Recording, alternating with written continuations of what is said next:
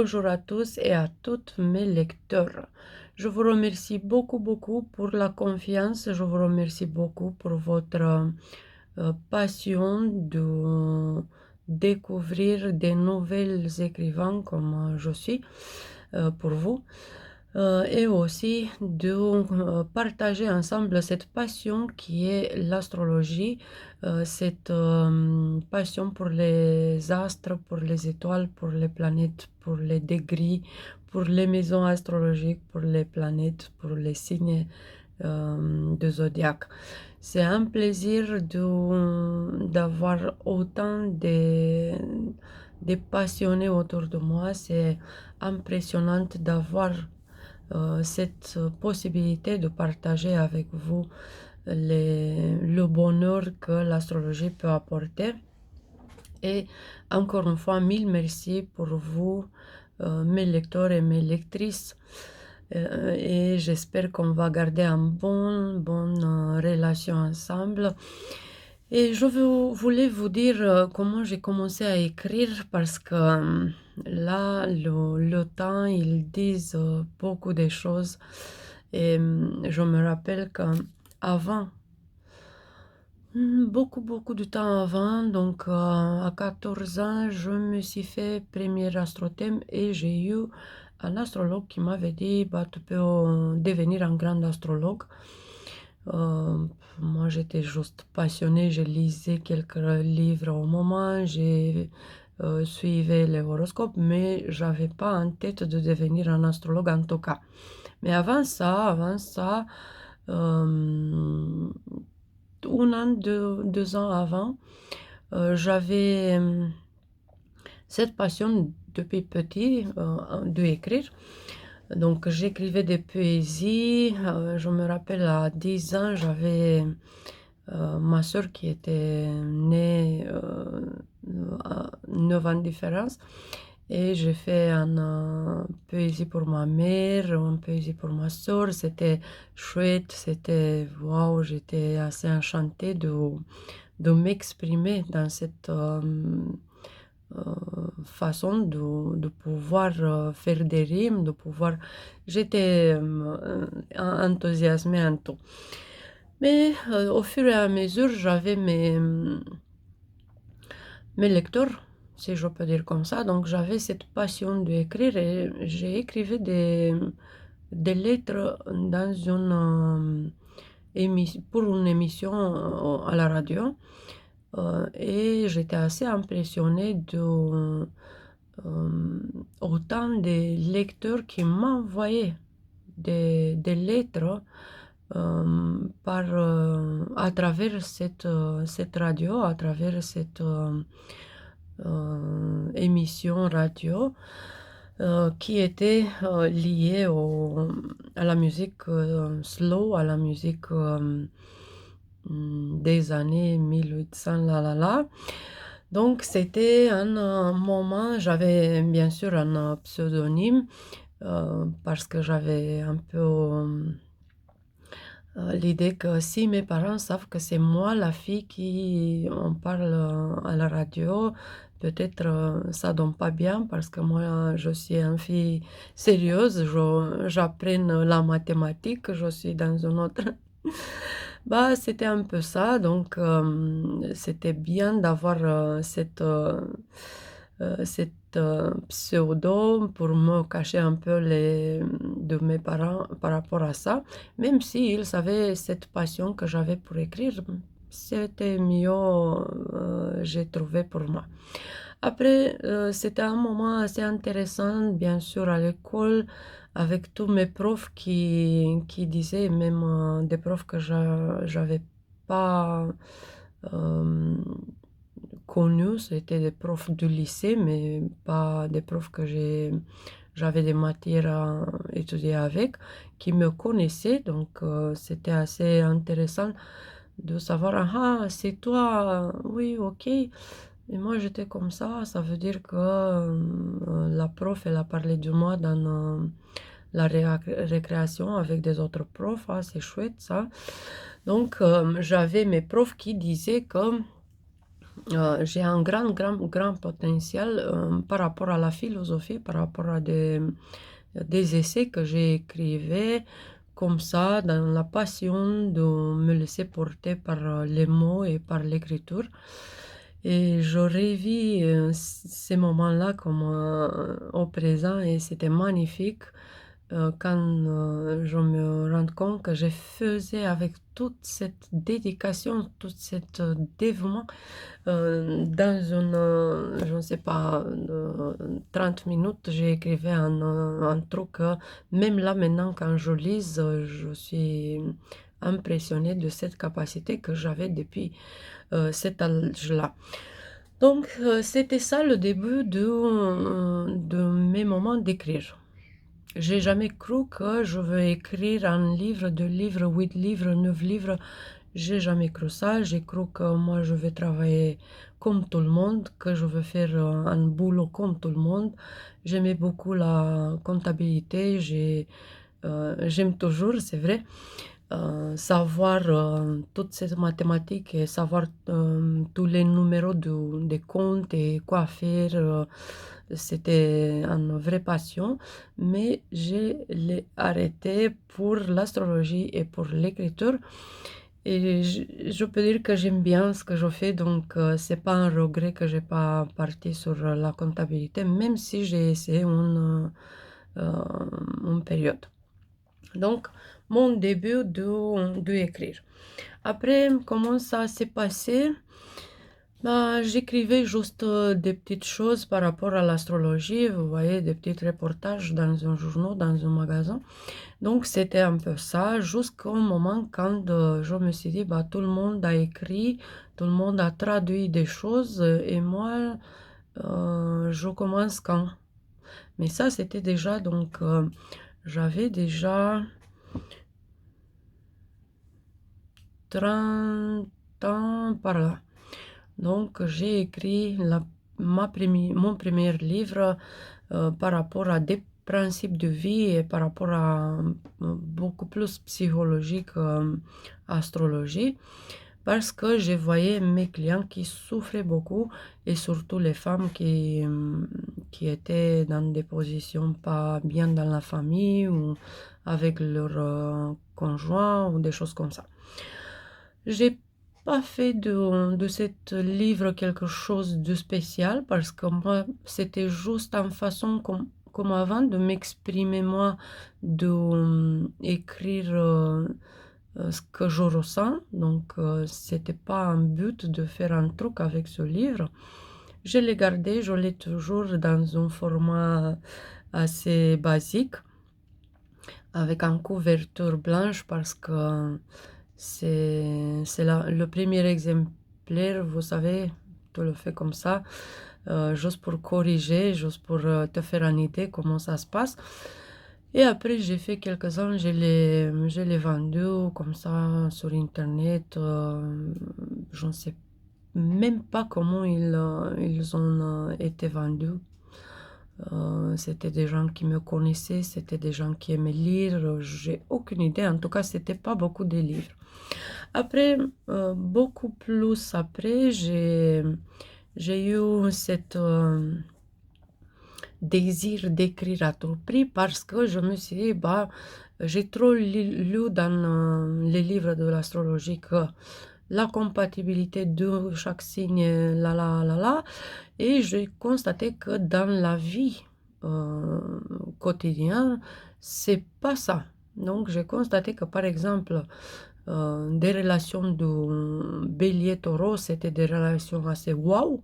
Et dans les livres de compatibilité, je lisais jamais que ça, c'est une relation waouh. Donc, je me suis dit, bah, je veux faire ça, je veux réinventer un peu au présent la façon de voir la compatibilité de signes dans la vie réelle. Donc, au moment présent et à upgrader un peu les idées de compatibilité parce que tout le monde disait, bah, je sais, ça marche pas avec ça, ou ça marche bien avec ça, mais en vrai, j'ai pas eu trop de succès comme ça. Donc, c'était ça le premier livre que je commençais à vouloir le mettre sur le marché pour amener cette nouvelle approche par rapport à la compatibilité des signes du zodiaque. Et là, j'ai mis bien sûr des petites choses que je voulais partager avec mes lecteurs, comme par exemple, on est des signes dominants, on est des signes qui se cachent derrière la masque de vulnérabilité ou derrière la masque de dominante, mais en effet, ils sont à l'inverse, c'est juste en cachette, là. Donc, c'est des petits secrets que j'ai donnés à mes lecteurs par rapport à ça, et aussi j'ai écrit par rapport à plusieurs, 18, d'être exact, 18 façons des relations. Donc, c'était des relations d'amour, des relations Adam et Ève, des relations de destin, des relations toxiques, des relations karmiques, des relations de passion, des relations de chemin commun.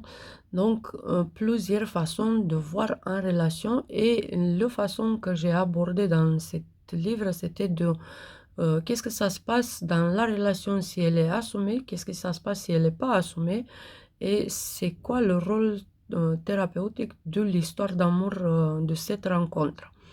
Donc, c'était un livre qui n'est pas encore traduit en français, qui a 152 pages, et je peux dire que j'ai tout donné, je voulais encore plus écrire. Bah, je me suis dit, si je ne m'arrête pas, je vais faire un livre de 1000 pages et ce n'est pas le cas. Donc, j'ai arrêté avec mettre les idées dans ce livre et les garder pour plus tard. Donc ça, c'était mon premier succès. Et je me rappelle qu'elle avait ce côté magique. Là, quand j'ai fait le lancement, j'avais beaucoup de mes clients qui étaient là avec moi, et presque chacun qui ouvrait le livre, il l'ouvrait pile poil là où il devait l'ouvrir. Donc c'était un moment magnifique. C'est vrai, je l'ai publié pour la fête de Saint-Michel et Gabriel, donc c'était encore plus magique pour moi. Et ça a eu son succès véritable. C'était un moment de joie, quand je me sentais aussi l'écrivain et pas juste l'astrologue. Et je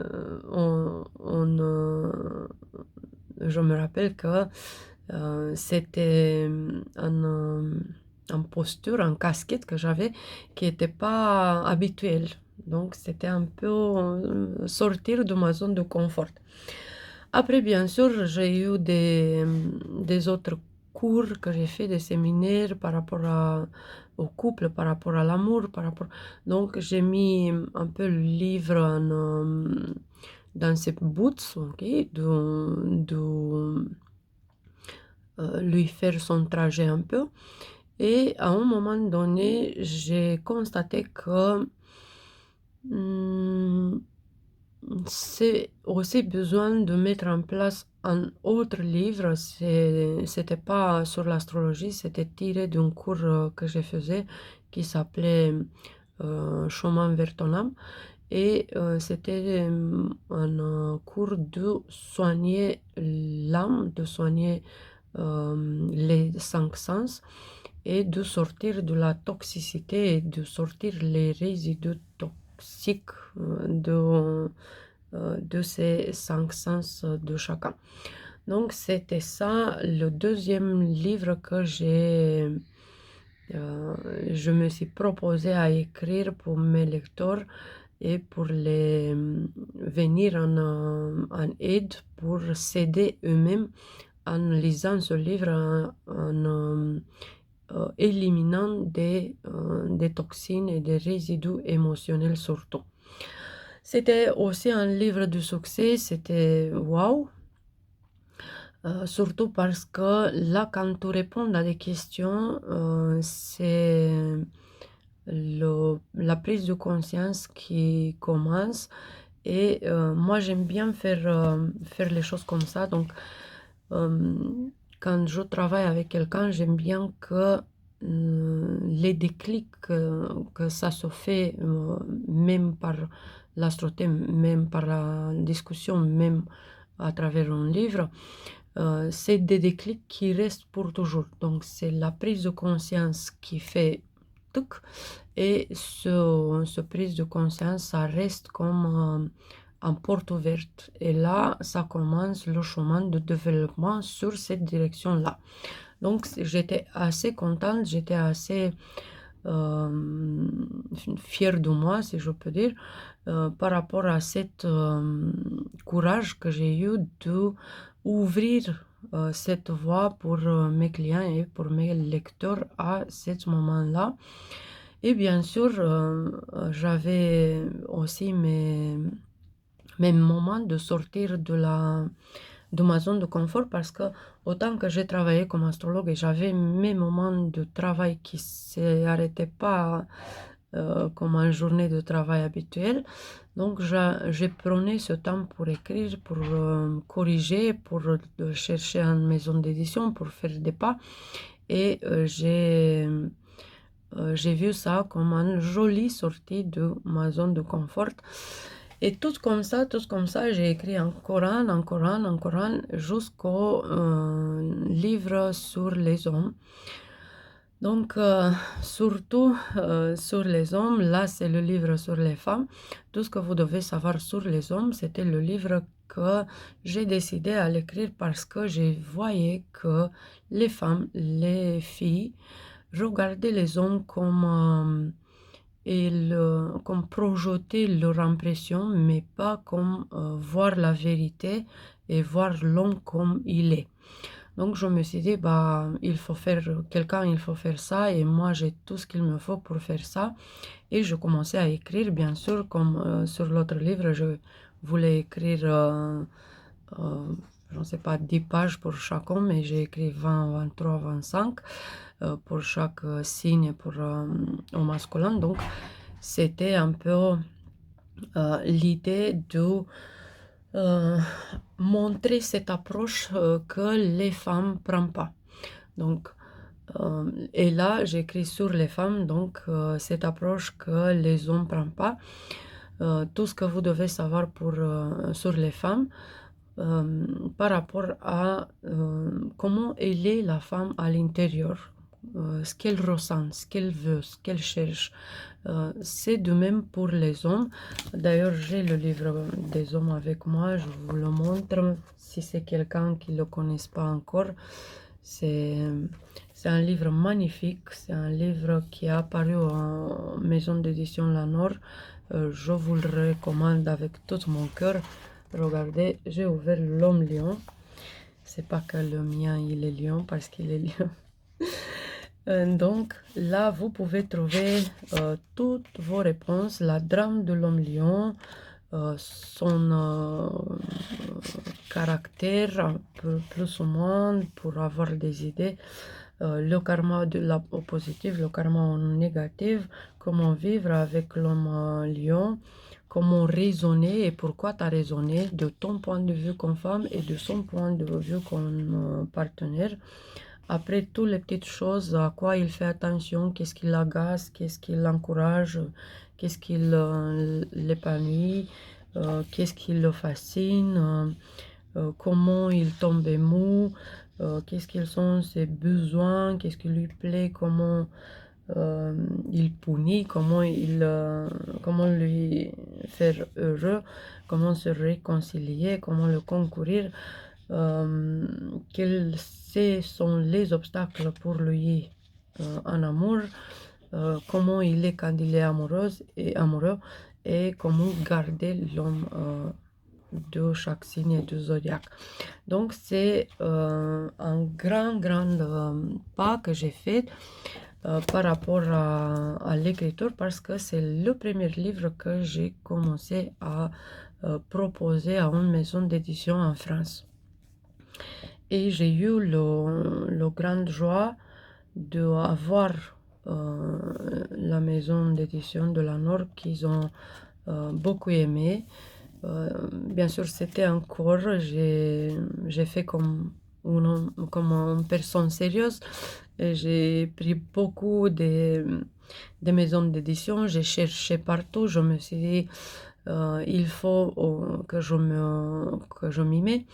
Donc j'ai cherché dans une grande librairie, j'étais à Gibert, j'étais à Cornaline, j'ai cherché des livres de mon domaine, de l'astrologie, pour voir c'est quoi comme maison d'édition que je peux choisir. Donc j'ai noté, j'ai fait des photos, je suis arrivée à la maison, j'ai cherché sur Internet 15, 20, 30, 40 maisons d'édition et je commençais à proposer mon manuscrit. Et j'avais mon petit copain qui m'avait dit, bah, je te recommande ça et ça et ça. Lui, il est lui aussi un peu intéressé dans la spiritualité, donc il a beaucoup lu de son côté des livres dans la spiritualité et de l'astrologie. Et il m'avait recommandé deux, trois maisons d'édition. Et moi, je me suis dit, bah, la première recommandation que j'ai eue d'une dame à Gilbert, elle m'a dit la Nord. Et là, ça m'a plu, j'ai senti que oui, la Nord, c'est un truc, je veux voir, mais dans ma tête, c'était la Nord que ça m'a impressionné comme vibration quand j'ai entendu que ça peut être ma maison d'édition. Et regardez, elle est là, la Nord. Je me rappelle toute cette magie d'envoyer des emails et des emails, d'écrire la lettre de motivation, pourquoi, et tout ça. Et je l'aime bien, c'est dans mon cœur avec toutes ces pages et avec tout l'amour que j'ai mis en écrivant. Et surtout comme moi je suis balance, j'aime bien voir des couples qui sont heureux. Les femmes heureuses, les hommes heureux, ça me parle. Quand je vois des gens qui crient dans la rue entre eux, ou des gens qui sont tout le temps comme ça, qui parlent pas, qui restent sur leur téléphone dans un resto face à face, ça, j'aime pas du tout. Donc c'est pour ça que moi je donne tout ce que je peux donner de tout mon cœur pour aider les couples et pour les épanouir, pour les aider à trouver le bonheur ensemble. Et de ce côté-là, ça m'a donné beaucoup plus de courage et ça m'a motivé d'écrire encore, mais j'ai laissé un peu le couple à part parce que c'est pas juste le couple qui a besoin de s'épanouir, c'est aussi chaque personne. Et j'ai écrit un autre livre après qui s'appelle Les 12 portails du zodiaque.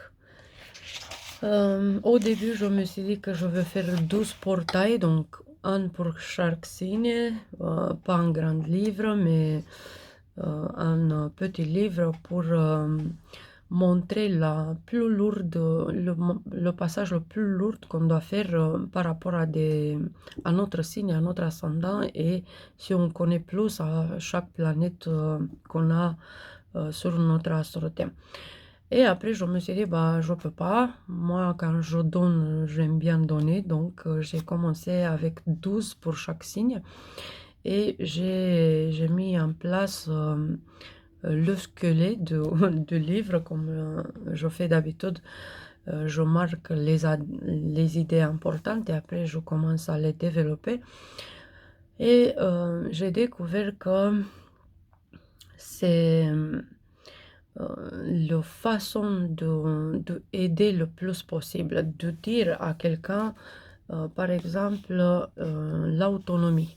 Ok, donc ça c'est le bélier. L'autonomie, pourquoi, d'où ça vient, pourquoi c'est besoin et comment ça te bloque. Pourquoi tu ne comprends pas quand elle te bloque. Et avec quoi elle se marie. cette autonomie. Parce que les béliers, ils aiment bien rester dans la solitude et se développer tout seuls, mais aussi ils peuvent bloquer les autres parce que les autres, ils trouvent qu'ils sont trop dans l'autonomie et ils ressentent à l'extérieur d'un bélier que, en effet, il est bien dans sa peau toute seule et il n'a pas besoin des autres. Donc, je voulais expliquer pour chacun d'où le besoin et comment ça te bloque et qu'est-ce que tu dois faire pour sortir de là. Donc, par exemple, la frustration. Je sais, c'est bizarre de savoir que la frustration, c'est un besoin, mais c'est un besoin toxique. Et c'est pas juste tel comme besoin toxique. On a chaque signe et notre besoin toxique. Et la frustration comme besoin toxique de cancer, c'est une nourriture maléfique, une nourriture toxique que les cancers ils prennent chaque jour jusqu'ils vont se soigner de cette besoin toxique et de cette frustration. Donc la digestion, il doit commencer à digérer des trucs de bien et pas juste des trucs de moche. Et c'est là la question, pourquoi cette besoin toxique, d'où ça vient, qu'est-ce que ça leur apporte, cette frustration, pourquoi il accumule autant de frustration, et après, comment ça peut bloquer l'étincelle de lumière en eux, le désir de vivre et tout, et après, comment faire pour franchir cette portail et se débloquer au cas où ils étaient bloqués là, et comment faire pour aller plus loin que ça. Après, le chantage émotionnel, de même, pareil. Pourquoi c'est un besoin de se sentir chantagé émotionnel? Parce qu'en effet, tu ne comprends pas que tu es chantagé émotionnel, tu comprends que tu aides les autres. Mais en effet, l'autre, il peut s'aider lui-même. Il a ce devoir de s'aider lui-même. Mais s'il aime par exemple faire la victime, il va te chantager émotionnel toi pour que tu t'ouvres et que tu l'aides, même s'il ne va rien faire avec ton aide. Donc c'est juste un échange énergétique comme ça, pas du tout bénéfique pour personne, ni pour celui qui chantage, ni pour celui qui se laisse chantager, parce que c'est cette souffrance qui travaille d'un côté et d'un autre les deux personnes. Donc, pourquoi le besoin de se sentir comme ça? Qu'est-ce que ça apporte? Pourquoi ça te prend dans ces pièges? Comment ça te bloque et comment tu peux sortir de ce blocage? Donc, c'est pour ça que je me suis dit de lui donner ce nom, de lui mettre ce titre, 12 portails du zodiaque, même s'il n'attire pas comme résonance, parce que c'est un truc à dépasser. Mais en effet, ça montre exactement ce que le livre contient, les 12 portails qu'on peut dépasser pour montrer à nous-mêmes qu'on a cette capacité de se autodépasser et cette capacité d'aller le plus loin dans la réussite et dans l'intégrité personnelle, la dignité de personnalité et le développement, même intellectuel et émotionnel, mais même spirituel dans la même mesure, parce que chaque portail, chaque blocage ou besoin toxique, elle peut te influencer dans le côté intellectuel, donc tu vas rester bloqué dans des idées qui te regardent dans le même schéma. Dans le côté émotionnel, regardez la frustration, le chantage émotionnel, tu restes là parce que tu aimes bien te nourrir comme ça. C'est ton façon que tu étais habitué à faire les choses. Et dans le côté spirituel, parce que ton esprit il peut pas se développer à cause de cette limitation là. Donc par rapport à les 12 portails, je trouve qu'au présent, la lune noire en vierge, Ça peut être assez bien compris si on va lire la Vierge, le signe de la Vierge et les 12 portails de Vierge. Après, on a Mercure rétrograde en Capricorne, c'est le moment quand aussi on peut lire les 12 portails de Capricorne et on va comprendre le blocage dans le plan intellectuel par rapport à 1, 2, 3 ou j'espère pas 12 portails pas encore dépassés.